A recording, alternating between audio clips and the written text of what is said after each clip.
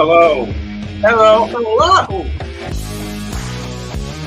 Here we go. Here we go. Here we go. Hello, everyone, and welcome once again. It's that time again. 10 a.m. Eastern Standard Time on every Sunday morning. JT, aka the Master, is here with For No Reason. You see it up top, fantasy football. That's what it's all about on this fine Sunday morning. I want to say happy Mother's Day to all the mothers out there. I want to wish you a great day. Enjoy the day. I'm hoping that you have a good day today. It's a fine day on the East Coast. And we're going to be talking about fantasy football here, okay?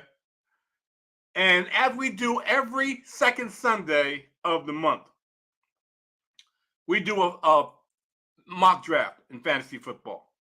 And this is 5.0. 5.0 every month. So this is the fifth mock draft. It's going to be different. I tell you, it's going to be different. Just to mix things up a little bit and get an idea of where these players I feel are going to fall or start off with. And I might as well start off like this, okay? Normally, I say this, that I wanted to, when I do a draft, not a mock draft, when I'm actually doing a fantasy football draft, excuse me, I want to do and I've said this for years, and I still believe it, but every season is unique. Every season is quite naturally different. But my philosophy has always been that you get your stud running back, at least one. You tried it to in the later rounds, after the fourth or fifth round, get a solid number two. It may not be that. You may have to draft 1 and 2 running backs, and then grab a wide receivers, because there's a lot of good wide receivers out there. But this season, I've kind of not changed my philosophy, but modified it, I would say. Just modified it. And I would say this.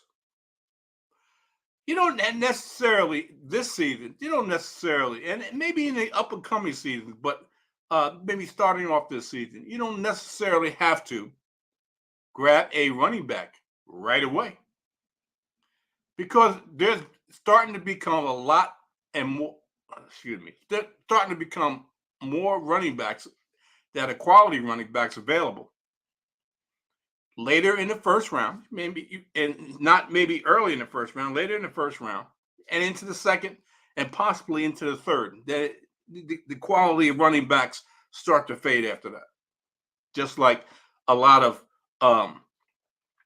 other skill positions.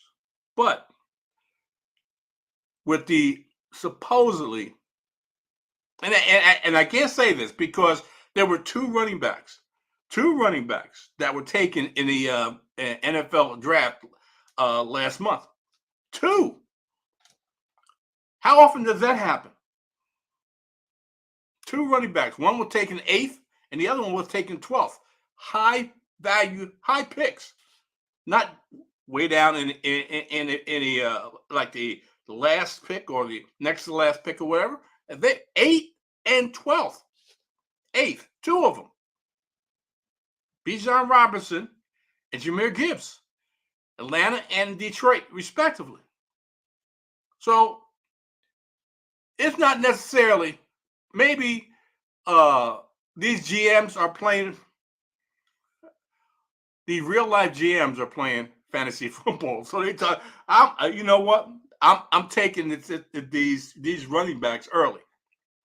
I want this talent on my team because running backs are valuable. Now, they're valuable. I've always said that they're valuable in fantasy football. Foundation. I believe firmly the foundation of a fantasy football team is the running backs. All right, you get 2 running backs, possibly 3 if you have a flex position, and the flex position allows a running back, possibly 3. And if you get three tool running backs, and well, what do you mean by 3 tool? Well, 3 tools is this, in my opinion, and I'll start from the lowest and work my way up to the skill level. Being able to pass block, key for a 3 down back. 3 down back. Being able to pass block, that's one tool. Being able to catch the ball out of the backfield consistently, that's the second tool. And quite naturally, their skill set and their job description is a running back. Be able to run the football very well. That's 3 tools. If you have 3 tools in your toolbox as a running back, you're going to be staying on the field. If you can do those consistently and with a high skill set, you can be on the field for the first 3 downs of an offense, without a doubt. Your team is going to give you a chance to do that. If you are limited in any 3 of those tools, quite naturally, they're going to cater to your skill set. Most guys that don't run the ball effectively, I couldn't say that. If you're a running back and you don't run the ball effectively, you better be able to catch the ball out of the backfield. That means you may be getting in on third downs to be able to showcase that. Otherwise, if you're like a Saquon Barkley, Christian McCaffrey, and maybe even this season, Bijan Robinson, you'll be able to be a 3 down back, catch the ball, blocking, and running the football on all 3 downs. If you can't get a first down in the first 3 downs, then quite naturally they're going to punt the ball or kick a field goal, or whatever, or punt the ball. But if you are able to be one of those 3 backs that I just named, and I'm not just saying those guys. Those are guys that have an outstanding skill set in each one of those positions, in each one of those tools that they have. That's what I'm talking about. And if you listen to me on a consistent basis, you've heard me say this, that I like a back that has 3 tools in his toolbox. At least 3 tools in his toolbox. Catching the football, running the football, and being able to consistently pass block. Those are the most versatile running backs and bell cow running backs that you want. That's what you want. And it's no accident that if you are able to do that, CMC and Saquon Barkley, you are be a valuable asset to your team and to your offense. No doubt. And that's why these guys are highly sought in real life, and definitely in fantasy. So without further ado, this is what I'm going to do. Okay. I'm going to jump in and start my fantasy football mock draft and see if I can get some interest in what I'm doing. And let me just do this and see if I can go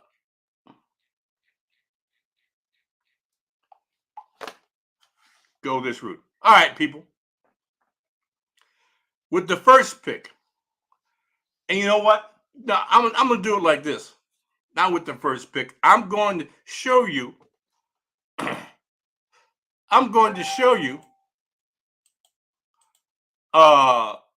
My and let me put it this way. This is based on, and I should have said this earlier. This is based on a 12-team PPR, points per reception league. 12 teams, And I'm going to be doing it with the first 12 picks in the first round. The first 12 picks in the first round. And right now I'm going to reveal to you what I feel would be the first to the 12th picks in the first round. Now, it was different last year. Last year. It was different last month, and it was different in March, and it was different in February, and different in January. This is the 5th month. I and this is just work in progress. It's not written in stone, and this is not more than likely not going to be how I feel in late August, maybe early September. It's not going to be the same. It's going to be different.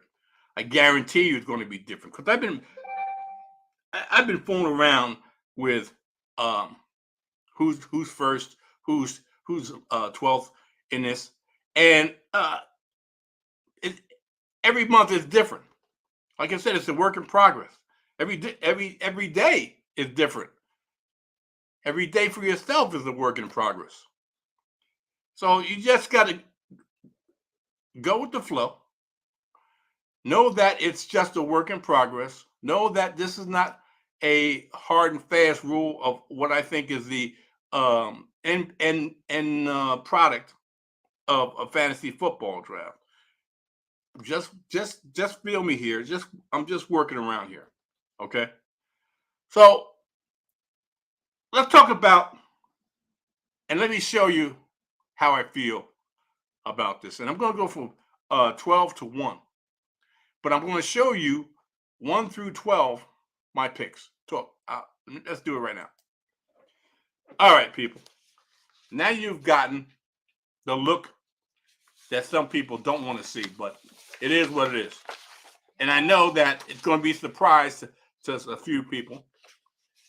It's going to be a surprise to a few people, but that's okay. I said last week on the FSP show, Saturday afternoon, 1 p.m. Eastern Standard Time, every Saturday. And Mr. FSP quite naturally wasn't around this past Saturday. He had prior commitments. But last week I said it's going to be a surprise. There's going to be definitely be some surprises here. And as you can see, number 12, Tony Pollard will play for the Cowboys on the franchise tag in 2023. And Ezekiel Elliott has already been released after showing a major lack of juice as a rusher in 2022, averaging a career low 3.7 yards per carry. And Pollard finished the season as the fantasy running back 7, despite ranking outside the top 25 in touches per game. And he has been PFF 3rd highest graded running back. Pollard scored more fantasy points than any other running back, 19.3. And from week 7 to week 16, when he was consistently playing 53% or more of the snaps as his teams featured back. The team added Ronald Jones in free agency and drafted Deuce Vaughn. Come on. Okay. Deuce Vaughn went late on day 3, but neither are a threat to a healthy Pollard's touch. Now, I know he's coming off the injury, but Mr. Pollard, I have at number 12 on my fantasy football mock draft. And I know you're going to see a globe, but you're going to hear from the Mr. FSP to you, which is the host of the Fantasy Sports and Politics show, 1 o'clock Eastern Standard Time on a Saturday afternoon. So don't take offense to it, because he has the prior commitment, but he made the effort to jump on here to get his thoughts, to give his thoughts, I should say, on what he thinks of my fantasy football mock draft 5.0. So I'm going to welcome Mr. FSP with the suit and the brown shoes. Really, Mr. FSP to you. Good morning. Good morning. That sounds so jealous. And, I look good either way. I'm doing 24-hour duty. So you're lucky I'm able to jump on board. Now, you're number 12. Why would you put, and your signal's kind of weak, bro, because it keeps going in and out. But why would you have Tony Pollard number 12 when he is not? I understand. You are coming in and out very bad. Because your signal, your video feed keeps popping in and out for me as well. Okay. You're going to black screen, then back, and then you're frozen or whatever. But the person to look out for on Dallas, honestly, because Tony Pollard is going to hit a wall. I believe it's Deuce Vaughn. So I wouldn't put Tony Pollard in my top 12 first round players at all because, as you said, and as we know, he's coming. Oh, I lost Mr. FSP. His signal must be shaky because I'm not freezing up, and it must mean Mr. FSP is having issues. Hopefully, I can get him back because. Oh, here we go.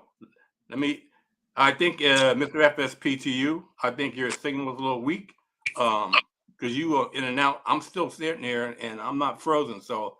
I don't know if you're Wi-Fi or what you're on, but it seems like there may be an issue. You know what type of building I'm in. Okay. But that wasn't the case. I was strong. But anyway, okay. Pollard at number 12 is a mistake, in my opinion, based upon the fact that he's got some issues, and I believe Deuce Vaughn is going to be he's going to have more of an impact on that running attack and that passing game than Pollard will. But again, like you like to disclaim or have an exclaimer, this is just preliminary. It's not your final list, but you're experimenting. I get it. I just think that's a bad experiment. That's all. Okay, no problem. It is what it is. Well, the next guy, as you see on the screen, is my next pick as a first round talent. Some people to put him in the second round. I know I constantly have put him in more than one draft, not this season, but last season. And I know each season is different. Within the top 12, and I'm doing it again. I know he's just a running back as the subscription, or as a people have given him. He's a running back. He just put together the quietest 1,500 rushing yards in recent memory, and the Browns running back averaged 5 yards per carry again and posted a career high 13 touchdowns. He finished the year as the running back 6 overall with a top 10 backfield opportunity share, which he had 64% of. But most of his fantasy production came prior to Deshaun Watson returning to the lineup. Quite naturally, they wanted to run the football more, and I wouldn't say protect, but the type of offense they wanted to run with Jacoby Brissett dictated that Nick Chubb got the ball more often. During weeks 1 through 12, Chubb was the running back 4 overall, and in points per game from weeks 13 to 17 with Watson at quarterback, and he was the running back 23 overall and the running back 33 in points per game. These splits likely won't carry over into 2023 based on Watson likely boosting the offense overall efficiency, making Chubb a near bust-proof draft pick based on his track record of consistency. Chubb also can capture a more prominent role as a receiver with Kareem Hunt and Ernest Johnson no longer on the roster. 2022 fifth rounder Jerome Ford is pegged as the number 2 running back. And in week 18, Chubb played a season high 75 snap share, ran a route on 71% of dropbacks, and caught 5 of 6 targets for 45 yards. So there's a strong possibility that I know they're going to change the offense in Cleveland, and Nick Chubb is a big part of that offense and has been for years since he got there. And I still think that he's going to be a big part of the offense, including in the passing game, because as I said earlier, you need 3 tools, a back that's got 3 tools in his tool belt: catching the football, running the football, and being able to block. And Nick Chubb can do all 3.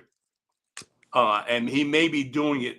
I feel he may be doing it more often in catching the football than he did in prior years. Talk to me. I got Nick Chubb at number 11. I would have Nick at number 12. I think the difference here is without a solid number 1 and a solid number 2,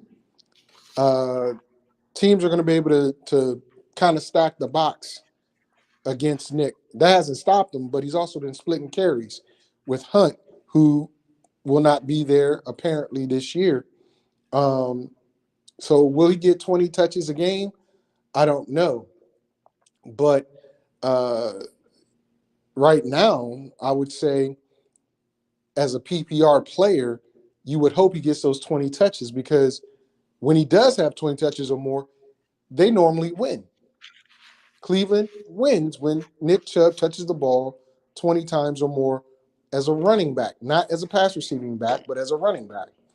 And that helps, points per touch or whatever the case may be. So I have him at number 12. Not that big of a difference of where you got him, but number 12 is a nice spot. Okay. At number 10. Okay. Number 10. I had him at number 7, if I'm not mistaken, last month, but I dropped him down a little bit. As you see at number 10, the Texas running back B.J. Robinson was the consensus number 1 running back across all pre-draft publications and was selected 8th overall in the 2023 NFL draft by the Atlanta Falcons. And he finished his career as the 2nd highest graded rusher in FBS, tallying 18 rushing touchdowns and 1,575 rushing yards en route to a 30% dominated rating in his final year as a Texas Longhorn. He forced 104 missed tackles, 40% broken tackle rate, which has shown to be super predictive of success rushing at the NFL level. Compared to last year's running back class, only Breece Hall posted a higher dominated rating, which was 40%. Factor in that Robinson also finished 3rd among running backs in yards per catch with 0 drops, 16.5 in yards per catch. And there's no question as to why he is the locked-in 101 for rookie draft and top 3 ranked running back in season-long format. At 5'11", 215, and like I said, people, my ideal running back was at least 5'10", and from 200 pounds to 220 pounds, 25 I'll go. That's my ideal back. 5'10", at least 5'10". 5'9", you're pushing it. But 5'10" is my ideal back height-wise, and at least 200 pounds, if not more. 200 to 225. I'll go to 225. I prefer 220, but 225 I'll deal with. But he's got to have the height and the weight. All right? And he fits the bill. 5'11", 215. Robinson has the requisite size and all the tools to be a successful 3-down running back in Arthur Smith offense. And Atlanta Falcons were the 2nd most running team in the NFL. Last season, Atlanta's offense, Tyler Algier, finished who was the rookie running back last year, finished as PFF's highest graded rookie running back. And what is that? I'm in my car, guy. Just relax. Okay. Last season in Atlanta's offense, Tyler Algier finished as PFF's highest graded rookie running back and sixth in rushing and EPA as a former fifth-round pick. Algier also averaged nearly 18 carries and 96 rushing yards per game from week 13 onward. If Robinson inherits that workload, he is easily projecting 300 plus carries and 1,500 rushing yards in an offense that ranked first in early down run rate and plus 13% in run rate above expectations. Algier is going to be involved. I can almost guarantee that because they like to run the football. It's a running team, okay? But 300 plus touches, I would prefer if he didn't get 300 plus touches. 300 plus touches is a lot for a running back. Plus the fact is he's probably going to 300 plus carries, I'm saying, is a lot for a running back. Plus he's probably going to get targeted out of the backfield. So we're talking about him touching the football over 300 times, maybe 350 times, something like that. That's a lot to put on a running back. That's a lot. And the more he gets touches, the less his career is going to be at the effective running back. That's a fact. You overwork a running back early in his career, it's going to shorten his lifespan at the running back. So if he gets 350 plus touches, that is a lot on a running back. And I can see him. I can see the team wanting to do that. They picked him 8th, so they want to get their money's worth. And it's Arthur Smith who's going to run the football. Hello, Derrick Henry, when he was with the Tennessee Titans. And so if he can sustain the workload, I mean, if he can put up with the workload, they're gonna use him. But now I have him at number 10. I had him at number 7. I want to be more realistic, so I dropped him down a few spots. I have him at 10. Bijan Robinson at number 10, Mr. FSP. I don't believe he belongs in the top 10 or first round at all. You spoke of the expectation if he takes over the amount of carries that Algier had. If he does this, if he does that. The problem is he's not going to get those numbers because Tyler Algier, as you said, 1,500 yards rushing last year behind a porous line. The line has been upgraded. Yes, the team wants to be a run-heavy team, but that load is going to get split, probably more so like Chubb and Hunt in Cleveland, where Chubb got 13, 14 carries, Hunt got 13, 14 carries, plus caught the ball out the backfield. That's where you're going to get your money with B.J. Robinson until he takes over the starting job by himself. His receiving. And because of that, I can't have him as my first round pick. Okay. He cannot be my first player taken because of the ambiguity and the lack of dominance he's going to have in the tote category. He's not going to tote the rock that many times. That's why last year, Nick Chubb was a second-round draft pick. You know, and only reason why he's a first round at the end of the first round this year is because they don't have a set guy to complement him yet. So Algier and Robinson are, in my opinion, just my opinion, Robinson should be a late second round pick. Ooh. Okay. Because he's splitting the time should be evenly with Algier. Not because he doesn't deserve to be a first round pick, but because of the situation he's in. If he was in Philly, yeah, I got you. But Philly didn't get him. Atlanta did. Okay. All right, let's move on to number 9. Number 9 on the hit parade 2023 year, for quite naturally, if you see him on the screen, was a year for the consensus number 1 pick. And I told you last year, I said last year he wasn't a number 1 pick. I had, I think, number 2, 3, whatever it was. In last year's fantasy football draft, Jonathan Taylor underperformed as the running back 30 in 11 games, playing average 12.6 fantasy points as the running back 18 when healthy. JT usage was not that of a top 8 running back, 8th in expected points per game, 4th in touches per game, which was 20, but a lack of touchdowns decimated his fantasy stock in a Colts anemic offense. After scoring a combined 33 touchdowns through his first 2 seasons, Taylor scored just 4 rushing touchdowns in 2022. From an efficiency standpoint, and I expect a bounce back effort from Taylor in 2023.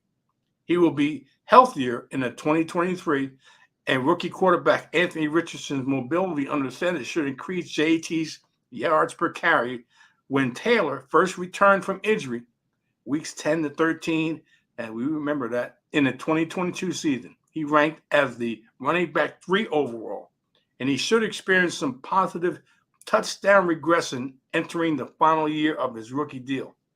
Although it should be noted that with Richardson under center, Taylor won't cannibalize all the goal line carries. However, a mobile quarterback didn't stop Justin Hurts or Jalen Hurts, running back Miles Sanders, from scoring 13 touchdowns in last year.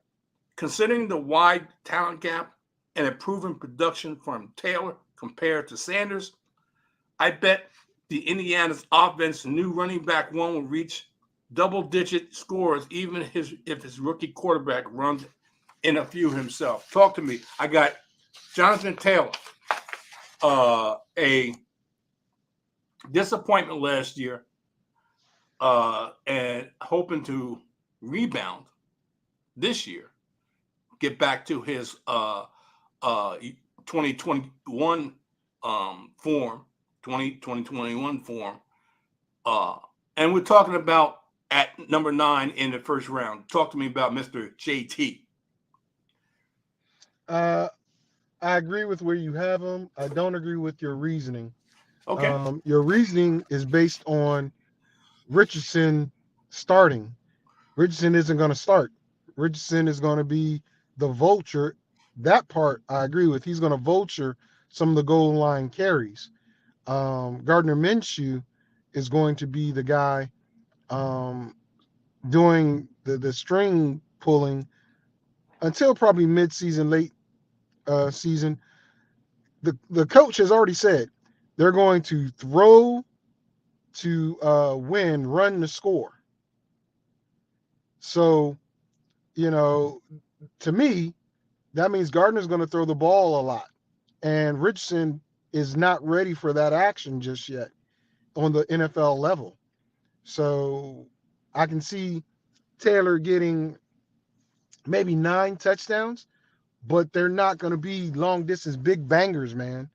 I think he's not going to have the run production that people expect, but he'll have the touchdown production. Okay. So where you have him, I can agree with, but just don't expect a lot of big numbers every week. All right. All right. And number 8, you see it on the scroll bar underneath, on the ticker underneath. And number 8, I have Mr. Saquon Barkley. And Saquon Barkley was finally healthy in 2022 and reaped the rewards of playing in a much better offense thanks to Brian Daboll. He finished as the running back 5 overall in points per game, and he was able to recapture his explosive upside as both a rusher and receiver.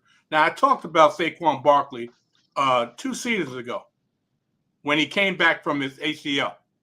And I said that I didn't like Saquon Barkley in that season, and I was proven to be correct.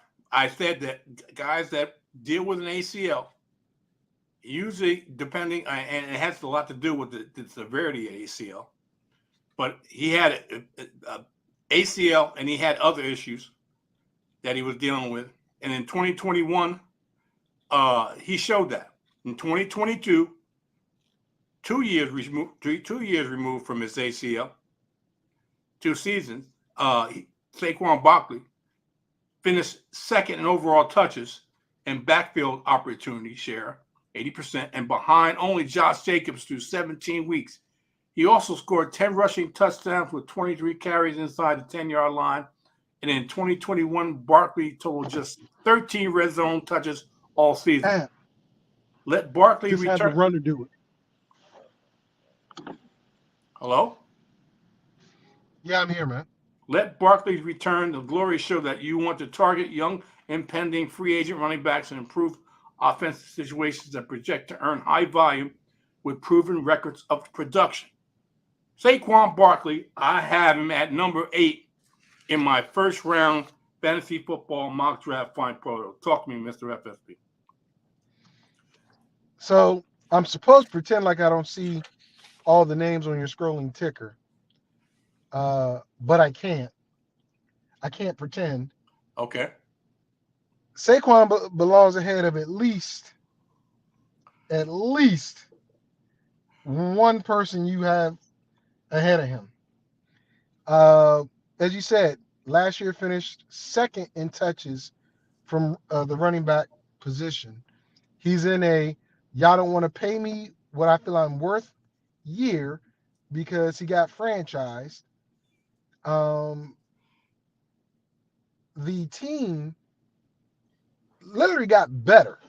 It got better throughout the draft and summer free agency.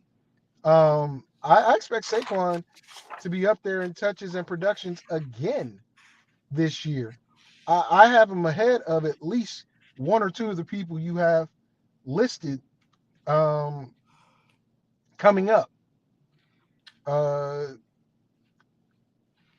Last year was what his first year was like before he got injured with all the soft tissue and then eventually the ACL. That's what you're going to get from Saquon Barkley for the rest of his career. I really think so. And what I pointed out to you last year was that left tackle. When that left tackle, who was a rookie, was in the game, he made things happen, and Saquon had a great time. When that left tackle was out for 3 weeks, Saquon and that run game struggled. They added another piece to the line, another mauler. I expect Saquon to have a very surprising year. I have him in my top 5 fantasy this year. And I don't think he's going to disappoint. Okay. Now, this next guy, as you see strolling on the bar, Mr. FSP never thinks. I mean, I think I went through at least 2 seasons that Mr. FSP said this guy doesn't belong in the first round. And he's one of 2 guys on the Miami Dolphins that had 1,400 plus yards, if I'm not mistaken, and double-digit touchdowns. Tyreek Hill That was his best season ever. That was his best season ever last year. You are correct. Tyreek Hill showed no decline with the move from Kansas City to South Beach. He was the wide receiver 3 in fantasy points per game, accumulating 5 weeks with 140 or more receiving yards. He led the league in deep targets while scoring 3 total touchdowns. Hill amassed a ridiculous 31.6 target share, and that was second best, while ranking first in yards per route run. If the Dolphins scheme him up more targets in the red zone next season, he was 40th among wide receivers. He could finish as the wide receiver 1 overall. I got Tyreek Hill, and I may have him too low at number 7.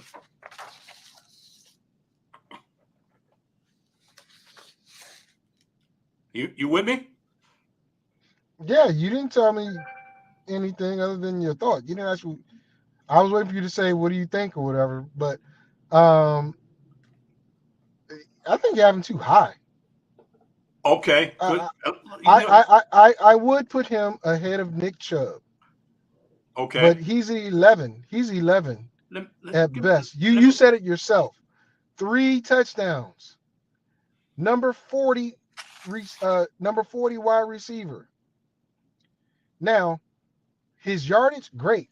Last year was his best statistical year of his career, and he's already said that at the end of this contract he's going to retire. His contract's only 2 or 3 years longer. okay. I know what the expectation is from him, and I know what they want from him, but I think he's gonna have a Stephon Diggs type year, up 1 year, down another the following year because of the situation with Tua. I know Tua's supposed to be better. Tua's going to be consistent, but all of not all of the majority of Tyreek Hill's yards were yak yards. They weren't deep balls. They weren't making big splash plays off of a 20-yard pass or more. It was a slant, it was a post, it was a dig or a screen, and he took off. Okay. Uh, Jalen Waddle, again, and I made this point last week, Jalen Waddle had more touchdowns and just as many yards, but you don't have him in your top 10. So No. for me, and I mean, you don't have him in your first round. And for me, that's like saying you're chasing a name because Waddle did better than him 2 years in a row without him and with him, and he's not even in your top 12. So either not Ty, Tyreek is that much better than Waddle, and it's because people like him, or people aren't looking at the numbers. Because Jalen Waddle for 2 years straight has had better numbers than Tyreek, and yet you don't have him listed. So that's why I don't think he's Okay. worthy of where you got him. Let me put a disclaimer out here, people. Every time I have done a mock draft and put Tyreek Hill in the top 12, Mr. FSP has always knocked it down, and which is fine, which is fine. And Tyreek Hill, What's your disclaimer? which is fine. No, well, I'm just putting it out there that every season I've mentioned Tyreek Hill within the top 12. You have said that he should be lower. That's a fact. And Tyreek Hill did score 9 touchdowns. Okay, this past season, not 3. Just to correct it. Okay, let's move on. And Yeah, because that's what you said. You said 3. I just echo what you said. No, I said he was top 3. What did I say he was top 3 in? Where the heck is it? Regardless, my question to you on that is, Jalen Waddle has been better than him 2 years straight. Why do you not have Jalen Waddle because in your first round? let me put it this way. And you said it yourself. He catches a short slant and he takes it to the house. He's got more explosive plays. He has more explosive plays, which leads to more fantasy points with explosive plays. When you run for a 50-yard touchdown, catching a 5 or 10-yard pass, that's more fantasy points. That's what I'm talking Isn't about. that how Waddle? I got it, but isn't that how Waddle scored? Waddle only had 2 30-yard beyond passes for touchdowns last year. So that's exactly how Waddle scored too. No. And the year before that. Wait a minute. You just said Waddle just scored 2 50 yards or 40 yards, whatever it is, touchdown. He wasn't explosive as Tyreek Hill. That's my point. No. What I mean by the ball in the air for that time period, because Waddle's touchdowns were all post slants. I mean, it was the same makeup for Tyreek, is what I'm saying. The only difference was Tyreek had passes 20 and he went deep. I mean, he kept going. Waddle had 2 or 3 touchdowns that were over 30 yards in the air. They both had the same type of touchdowns, screens, short passes, and they took it to the house. Prime example, is the Baltimore game. Okay. Tyreek had a couple touchdowns. Waddle killed all over the field. But the whole point is he did it 2 years in a row. One without Tyreek and one with Tyreek. And both years his numbers were better. That's what I'm trying to get you to see, that Okay. okay, I get you explosive plays, but the man has done better with and without Tyreek on his team. But you don't have him in your top 12 either year. Tyreek have been more consistent, but I understand what you're saying. No problem. Let's move on to number 6, as you can see it on my board. Despite the entire Rams offense cratering around him last season, Cooper Kupp was on his way to another fantastic season before being shut down with a high ankle sprain. And Cooper Kupp was a high draft pick last season, and he was a bust. Oh, here we go again. His expectation. Can I finish? Can I finish? Go ahead, man. I'm trying to hold it in. And I've said this, time and time again. If you're a high draft pick, and you, regardless of what you've been doing during the season, and you get hurt sometime during the season and don't produce at the same as the season before, or even close, you're a bust, because your expectations as a high draft pick are to be healthy throughout the whole season and to hit a certain point total at the end of the season to warrant your high draft pick. If you don't reach that, you're a bust. You're a disappointment. And Cooper Kupp, regardless of when he got hurt, was a bust. He didn't. I agree. I got a question. I really got a question. Why did you describe him as a bust, but you didn't describe Jonathan Taylor as a bust? Because what you just said. Yes, I did. You did not say he was a bust. You did not say Jonathan Taylor was a bust. You said he was a disappointment, and you said he didn't reach his number, but you didn't call him a bust like you did Cooper Kupp. Well, that's my thing. Okay, no problem. No problem. If you don't reach what your expected draft position is in the first round, you're a bust. I'm just saying it. Jonathan Taylor was a bust last season. Anybody that was drafted in the first round and got hurt for whatever reason, was a bust.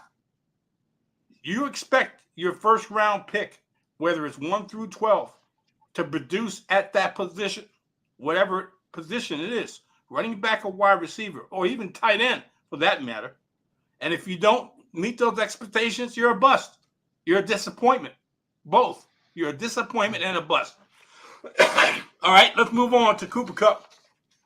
And like I said, the whole Rams offense went straight downhill. He was on the way to another fantastic season before being shut down, like I said, with a high ankle sprain. With the Rams out of the playoff picture and the team in shambles, and Matthew Stafford got hurt also and was injured. Los Angeles put Kupp on the shelf. Was a bust. Kupp ranked 3rd in target share, 4th in target per route run, and 12th on air yard share. All his accumulated in another wide receiver finish in fantasy points per game. With Sean McVay and Matthew Stafford returning for the 2023 season, Kupp should be a top 3 fantasy wideout, with Allen Robinson gone, with the main characters, OBJ gone. You have just Jefferson as the returning wide receiver, and everyone else is a question mark. Cooper Kupp is going to get targeted heavy and often. Talk to me. I got Cooper Kupp number 6. You meant Van Jefferson, not Justin Jefferson, by the way. Van Justin Jefferson. You said Justin. You said Justin Jefferson. I did say Justin. I meant to say Van. I thought I just said Jefferson. I thought I said just Jefferson, but okay, no problem. So I will say this: Matthew Stafford was a bust last year. No fans or buts about it, but He was, and I will say he was only a bust because he lost his security blanket and he was severely injured. He gets a security blanket back in Cooper Cup. Tutu Atwell steps up, who stepped up at the end of the season with Baker and whoever else had a quarterback. Van Jefferson becomes the solid number 2, being pushed by Tutu. And then the receiver they drafted this year has speed as well. Cooper Cup's production is going to happen regardless, as long as he's healthy. He's going to get over 100 receiving receptions. He's going to be that dude for at least another 2 or 3 years. Okay. Top 3 receiver, I totally agree. I believe he's the top 2. I believe he's top 2, not top 3. Having him here, I can't be too mad at, but the person you got in front of him, I got a problem with that. But you haven't gotten there yet. Cooper Cup is probably going to he's going to probably slide to this point in the draft, and he's going to be a steal if somebody gets him at number 6. He's going to be a steal. I got him a lot higher, but this is your mock draft, so kumbaya. Okay. All right. Let's move on to number 5 on my hit list, as you can see, for people who are looking. This is I wouldn't say a problem. This is a wide receiver in a tight end body. Let me put it that way. Travis Kelce has finished the tight end 1 in PPR fantasy scoring in 6. Just listen. 6 of the last 7 seasons, people. Setting up for a runner-up finish behind Mark Andrews in 2021. That's the only time. The gap between Kelce and all other tight ends is huge. Was huge in 2022. Kelce averaged 19. This is a tight end. 19.2 PPR points a game. The next closest tight end, TJ Hawkinson, averaged 13.3. 6-point difference. That's huge. Kelce has strung together 7 consecutive 1,000-yard seasons. And like I said, this is a wide receiver in a tight end's body. And he's averaged 8.4 touchdowns per year over that span in 2022. He had a career high 110 catches for 1,338 yards, and 12 touchdowns. Now, his age is only the real concern for Kelce, who turns 34 in October, but he has been indestructible for most of his career. He missed the game in 2020 due to COVID, but Kelce hasn't missed a game due to injury over the last 9 years. Kelce is worth a first-round pick in fantasy drafts, and you can make a strong case that he should be a top 5 pick, and that's where I have him. Talk to me. Travis Kelce. I like him. Damn sure don't like him this high. Damn sure don't like him over any pass receiving running back. Prime example. Kelce had, I think, 2 games last year where he had maybe 2 or 3 receptions. They were touchdowns, but teams decided to try to take him away from Pat Mahomes and make other players beat him. Pat found him those 2 or 3 times. He got scores. That's good. That is good. But to put him above Saquon, to put him above, well, I can see him being above some of your other players, but definitely not above Saquon, definitely not above Cooper Kupp. Him and Tyreek, okay, I can see them close together at the back end. But people do draft this tight end rather high and in the first round. that hampers their ability to get a solid running back or a top tier receiver. When you're Wait, done, I'm going to ask you a question about a receiver who should be in here, but for 2 weeks straight, you don't have him in here. And that kind of bothered me. But I'll ask you about that when we're done. 7 consecutive 1,000-yard seasons. Second, seven consecutive 1,000-yard seasons. You have Okay. a tight end, a wide receiver in a tight end's body. That's the bottom line. He's a tight end by position, but he's a wide receiver, and he consistently 1,000 yards plus. 1,000 yards. I mean, average 8 touchdowns per year. Come on, man. That's a tight end. That's a high position that is highly sought of and can win you fantasy weeks with a tight end that can do that versus a running back or if you don't have a high quality running back, that tight end can make up for it and put it that way. Anyway, let's move to number 4. As you can see on my hit list, no player has scored more touchdowns over the past 2 seasons than Austin Eckler. The Chargers' red zone machine scored 18 touchdowns, 5 receiving, 13 rushing a year after scoring 20 touchdowns in 2021. Now, simply put, those that faded Eckler due to touchdown regression narratives got burned this past season. And the touchdown was just part of Eckler's running back finish in half-point scoring, as he led all running backs in receptions and targets, which substantially boosted his fantasy numbers. Eckler was fully unlocked as a receiver with Keenan Allen and Mike Williams combined for 13 missed games.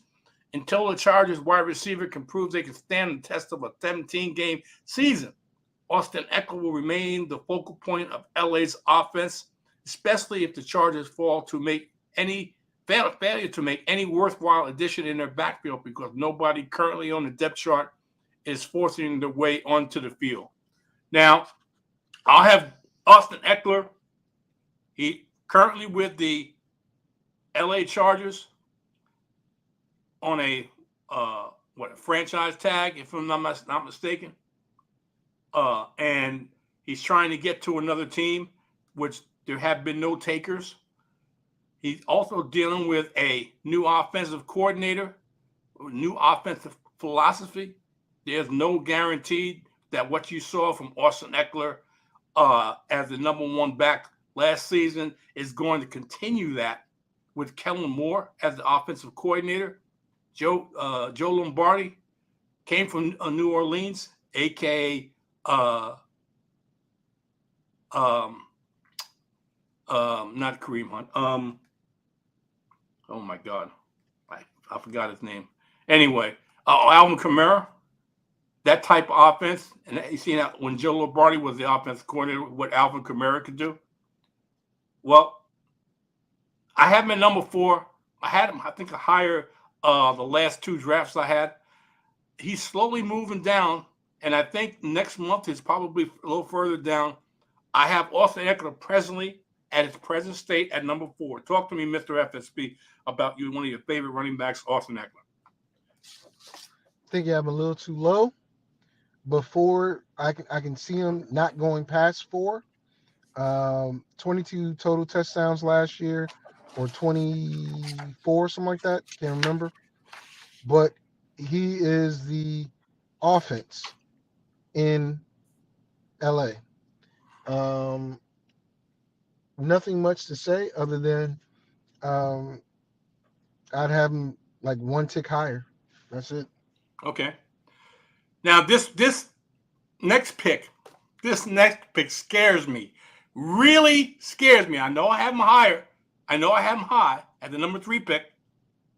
He's one of my favorite running backs, but he scares me this season. And with the reasoning I have expressed in the past, and I will express it before I'm finished here. CMC was traded to the 49ers prior to the team's Week 7 game against the Kansas City Chiefs, but it didn't take long for him to take a massive role, going for 40-plus fantasy points in just his second game in a San Francisco uniform. He would go on to lead all running backs in fantasy points scored from week 8 to 17, averaging 20.5 fantasy half points per game, also first. From week 8 onward, 13 games including postseason play, CMC averaged 19.5 points per game and 17.3 expected fantasy points per game. Both would have ranked first among all running backs in 2022. McCaffrey averaged only 20 touches per game. That's 76% average snap share in a non-blowout games, while catching nearly 5 balls per game on as PFF, that's Pro Football Focus, third highest graded running back.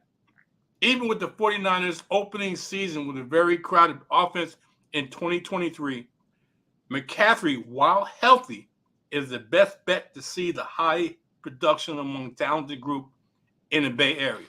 And that last statement is key. It's key for the simple reason. If you look at the history of San Francisco running backs, they get hurt. Jeff Wilson, Raheem Mostert, Elijah Mitchell, just to name a few, and they get hurt. The history of San Francisco running backs consistently being healthy on the field is not a good history. Plain and simple. This scares me. I know Chris McCaffrey has a hell of a lot of talent because I've beaten the drums for Christian McCaffrey over the last few years. But this scares me. He's the number 3 with the talent level that he is. But, and I have to say this, but, be careful. Be careful. Mr. FSP, Mr. CMC. I don't like your disclaimer, obviously. Role reversal. I believe CMC is in a perfect situation. I didn't say he wasn't. I know, but you give that major disclaimer about be careful, da da da da da. I think CMC is where he needs to be, and Sam Darnold is in a system that will allow him to be successful. He's going to check it down to CMC. He's going to hand the ball to CMC. He's also going to hand the ball off to the other running back. And you got Kittle and all those other things. Listen, man, when CMC came over to San Francisco and their quarterback situation was what it was, he was still successful. He is going to be even more successful given a full offseason, given a healthy running mate. This is the only situation where I say that timeshare is beneficial to the running back or going to be good to a fantasy running back because CMC is going to do pretty much everything. He'll get spelled from time to time, but unlike Bijan, there isn't another lead dog. Elijah Mitchell is there, but Elijah Mitchell can't stay healthy. So he'll touch the ball, but CMC is going to dominate in the snap share. So I like CMC at number 3. I like him at number 2 actually, but number 1 or number 2. But your list. Okay. My next player is. I know you ain't got no more running backs. Yeah, I know that. Yeah, I understand that. My next player is going to be controversial. Most people have him number 1. I have him right now, presently number 2. He was a fantasy monster last season. He was the wide receiver 2 in fantasy points per game, ranking first in targets, first in red zone targets, and 9th in deep targets. Justin Jefferson was a top 5 scoring fantasy wideout in 52.9% of his games. He was also 8th in open rate. Jefferson is the top 3 fantasy pick in 2023 that will see more single coverage with their rival with Jordan Addison. He looks primed for a career year, and it's not Jordan Addison. There's another guy on there. Charlie Jones is a very good wide receiver, along with Jordan Addison is with the Minnesota Vikings. And he looks primed for a career year. Let me put it this way. As I said, last season he was top 5 scoring fantasy wideout of his games. Only 8th in open rate and top 3 in 2023, and was wide receiver 2. And this is where I have him in fantasy points per game.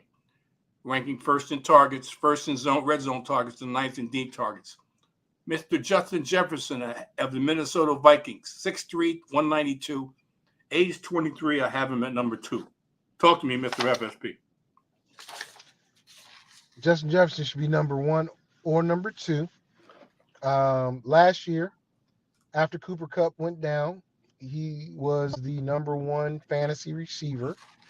Won offensive player of the year.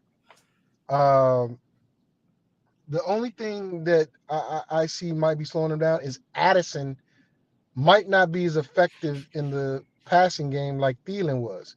Thielen may have only had like 600 or 700 yards, but he had 8 touchdowns. He had 800 yards, 8 touchdowns. That's not a bad year, but that also took the pressure off. T.J. Hockenson is going to have to be that guy to take the pressure off of Jefferson. But as long as Kirk Cousins is the quarterback, he's going to be fed the ball. Much like Cooper Kupp, he's going to be a bell cow, regardless. So number 2 or number 1, however you want to put it, he's a good player at that place. I think he's better than you have at number 1, but I think I understand why you're going to talk about why you had the guy at number 1, you got at number 1. Okay. Jamar Chase. I got number 1, as you see on the screen. Follow up a stellar rookie campaign with the banner sophomore season. He was 6th in target share, 9th in air yard share, and a wide receiver 4 in fantasy points per game. Despite only playing 12 games, 12 regular season games, he finished 3rd in red zone targets and 4th in total touchdowns. Chase is the top 3. I have met my top 1 fantasy receiver in 2023 and a locked-in top 5 pick. Talk to me. I got Jamar Chase at number 1. Disagree. But I would have him in the top 5. Excuse me, because his targets are going up, up, up. Had he not been hurt last year, he probably would have been top 2, top 3 receiver in fantasy last year. Okay. But we don't know. The thing is this, I think they're going to have to throw a lot more, especially losing a lot of the defensive talent that Cincinnati lost. But Jamar Chase is hands down the number 1 receiver, followed by another number 1 in T. Higgins. But I expect Jamar to get a boatload of opportunities. Not number 1 overall opportunities, though. Which leads me to my question. Yep. How do you not have the actual number 1 receiver in this at all? Wait.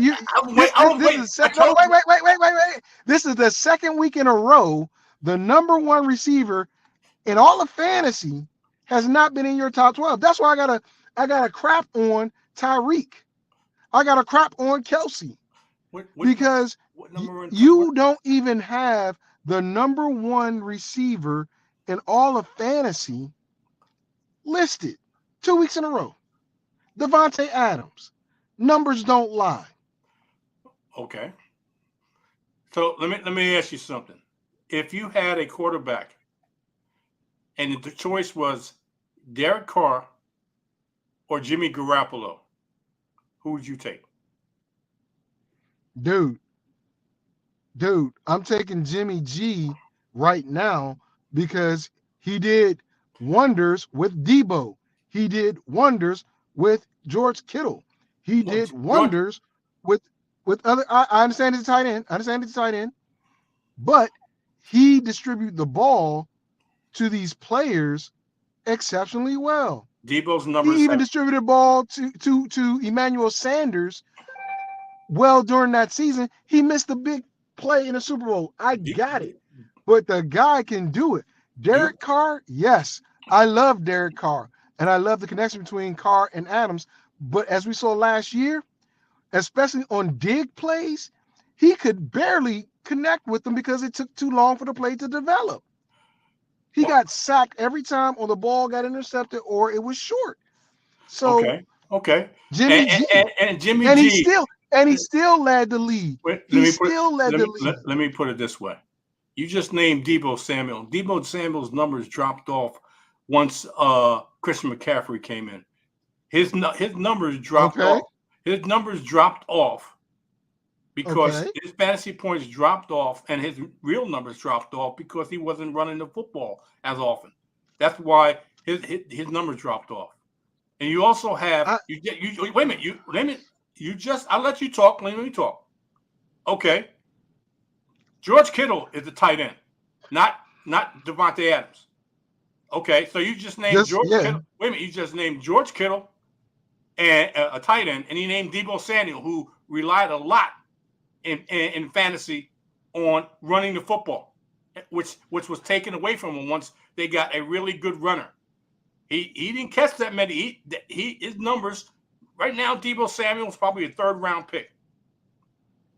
In fantasy, he's probably a third-round pick. But because people hear Deebo Samuels and think he's going to be the Deebo Samuels of 2 seasons ago, that ain't going to happen because they have a running back that can handle what Deebo Samuels was making up for.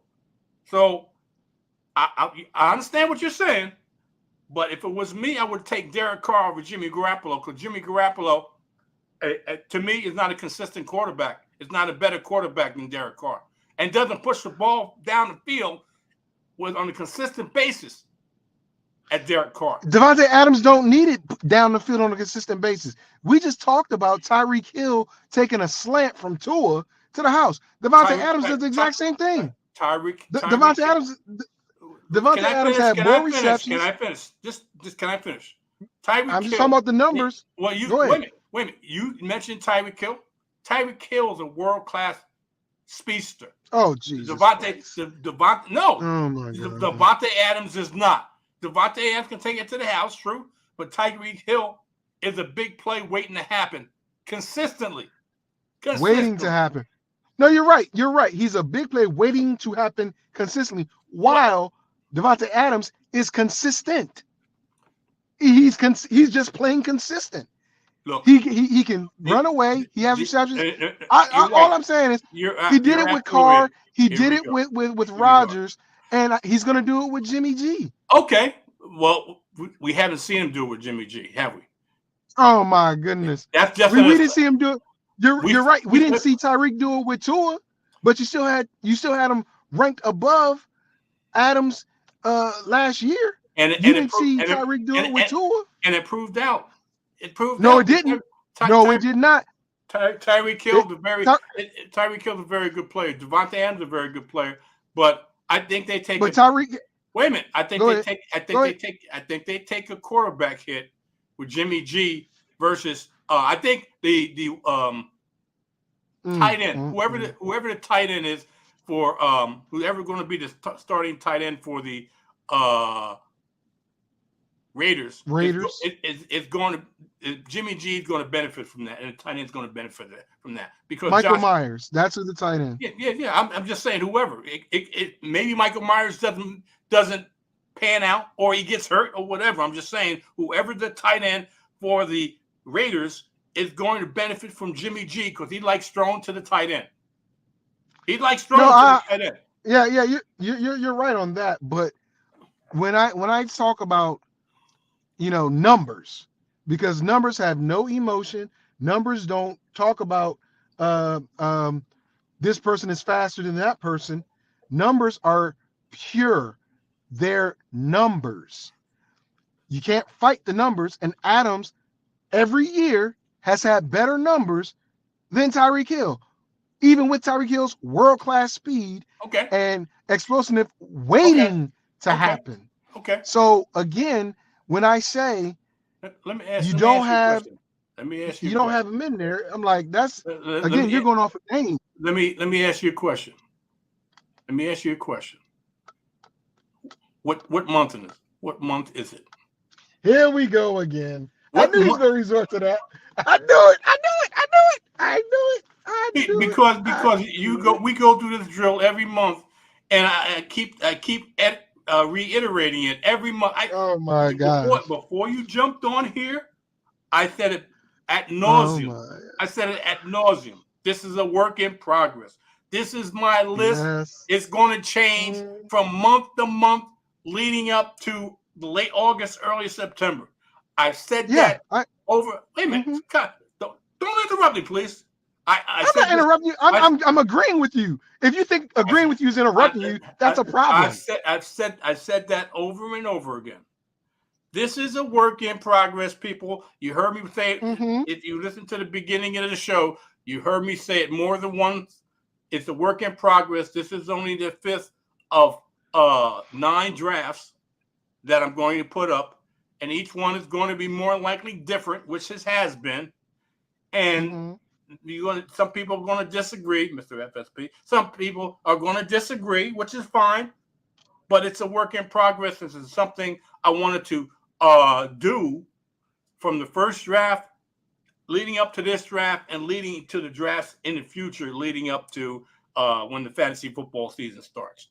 So I don't have Davante Adams in my top 12.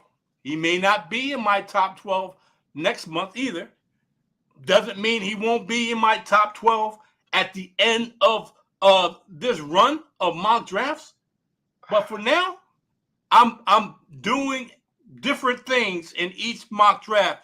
If for those who've listened to the first one to this one, you can see I've been doing different things and putting different people in and out of these mock drafts and moving people around within the top 12. Just to I wouldn't say generate controversy, but just to get an idea of what people think and how the landscape looks at 1 through 12 in the first round of a fantasy football draft. Plain and simple. So, question. I got a question. Yep. This is a legit question, man. This is a legit question. Yeah, okay. So, no, you mean, yeah, okay. It is. Okay. So, my thought in this question is, you playing music? Go ahead. Okay. The question is, as you said, Davante Adams might not be in this one. He wasn't in the last. Well, he wasn't in this one. He wasn't in the last one, and he might not be in the next one. But there's a consistency in players that you do have in there. Yep. What needs to change, in your opinion, to bring him into your top 12 between now? Because only 4 left, right? Okay. It's only 4 left. Okay. So what criteria first of all, what criteria are you using to make your list? And 2, what needs to happen with Davante Adams in order for him to break the top 12 between now and August? Because that's curious. That's interesting. You didn't listen to what I just said. I started moving people in and out just to see how it works. I'm moving people in and out. Yeah, I mean, there's no rhyme or reason. I'm moving people in and out on how I feel that the first 12 should go. Some I may be way off. Okay, fine. But I'm moving people in and out just to get a idea of what it looks like, what the landscape looks like. I may be doing it in my actual mock drafts just to see how it feels and how it looks. So like you said, there's no rhyme or reason. You're just throwing people's names at a dartboard. Let me put it this way: these are high caliber players that I'm putting in. There's no 3rd or 4th round picks that I'm putting in here just for the heck of it. These are high caliber players that I think are going to go, if not in the first, definitely in the 2nd round. But I'm moving some of them into the 1st round just to see how it feels. I'm doing these type of things when I do mock drafts, actual mock drafts, and see how how it lays out when the final results come in, and how it looks on my mock draft team. So I mean, it is what it is. Some of these top players are still going to be top players. Some of these bottom players are going to be moved in and out quite naturally, but it's just a work in progress. I'll revert back to that. It's a work in progress. All right. So no criteria. The criteria is just like you do mock drafts. You don't pick all the players exactly the same in mock drafts. You do different. Correct. So that's the criteria. You don't pick the same players in a mock draft with every mock draft that you do, whether you're the first pick of the draft or the last pick of the draft, a first round. You do something different just to see how it looks, and I'm doing the same exact thing. Okay. Okay. No, I get that. So I guess the way we do it is different because I have a set of people that I have in the first round, and I jumble them around, not bring somebody from the second. Okay, no problem. Or into it. So that's my confusion. No problem. Everybody you bring this person in, but you drop that person. That's what I said. What is your criteria for having these people in the first round? And you're saying you don't really have one. You just have a larger group of people. This is what I'm getting. Correct me if I'm wrong. You have more than 12 people that you consider first rounders, and you throw them in and out just to see what it looks like.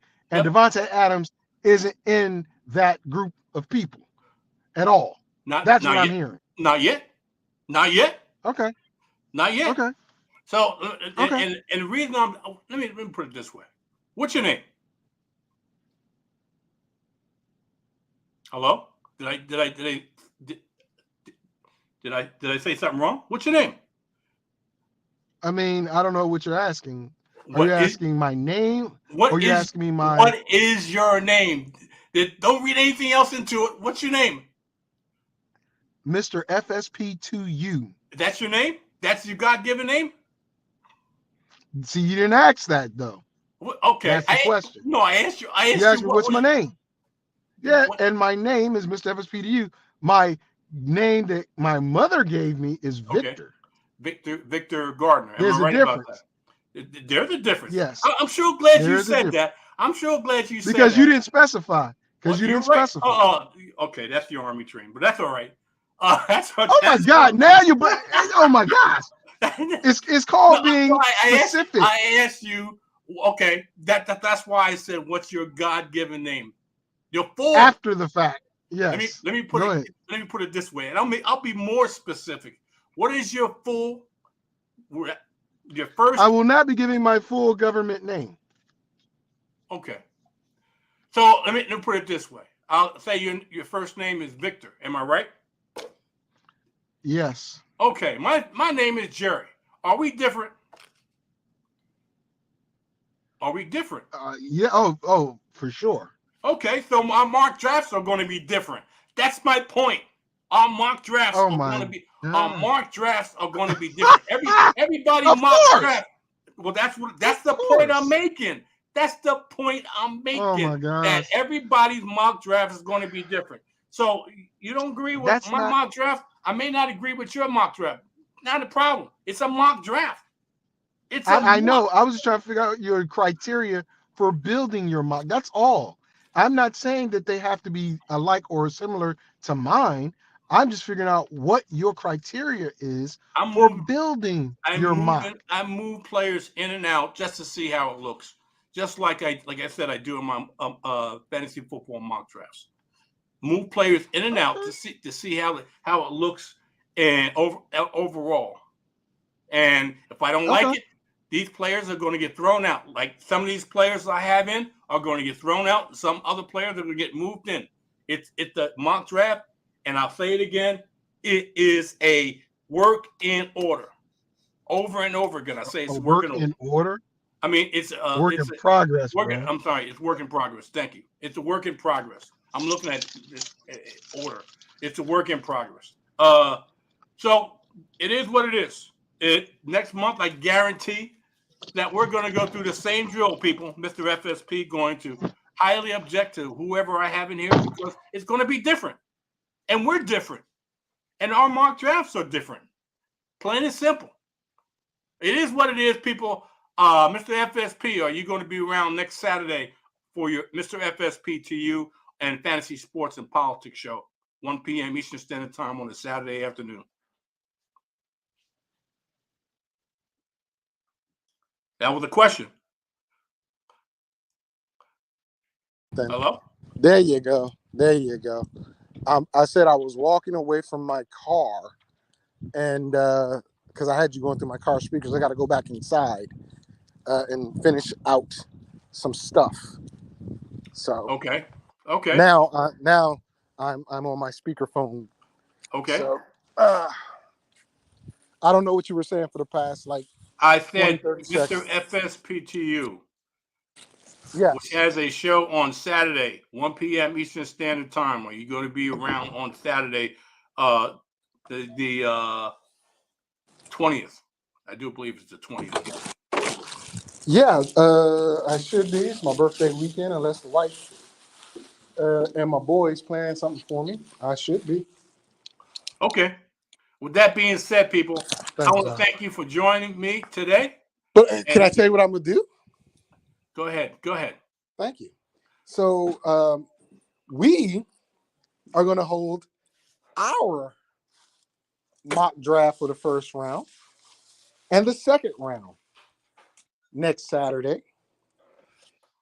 It's gonna be more like what we did for the actual draft.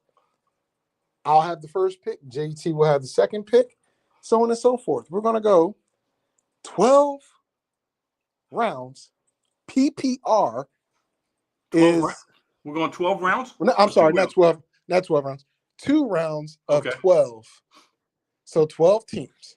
So each one of us will get 6 picks per round, and we're going to serpentine it. So since JT has the even numbers, I got the odd. He's going to start round 2 with the 13th pick, and it flip flops. So we're going to do that.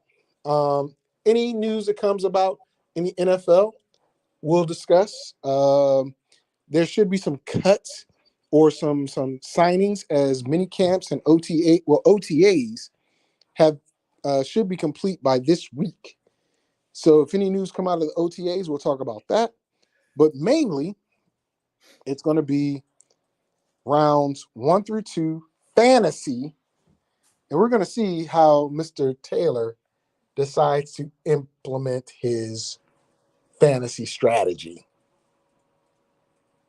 Next Saturday, 1 p.m. Eastern Standard Time, 10 a.m. Pacific Time. And we invite you to come on board. And if you want to jump in, by all means, leave your comments, but be prepared to have it discussed because I'll bring the comment up. I promise that. That's it. Thank you. All right, people, thanks for listening. Thanks for Mr. FB for joining us. Tune in next week, 10 a.m. Eastern Standard Time, and talking about fantasy football. For no reason, fantasy football is saying all the mothers out there, again, happy Mother's Day. Enjoy the day. Have a healthful week, people. And we're out. See ya.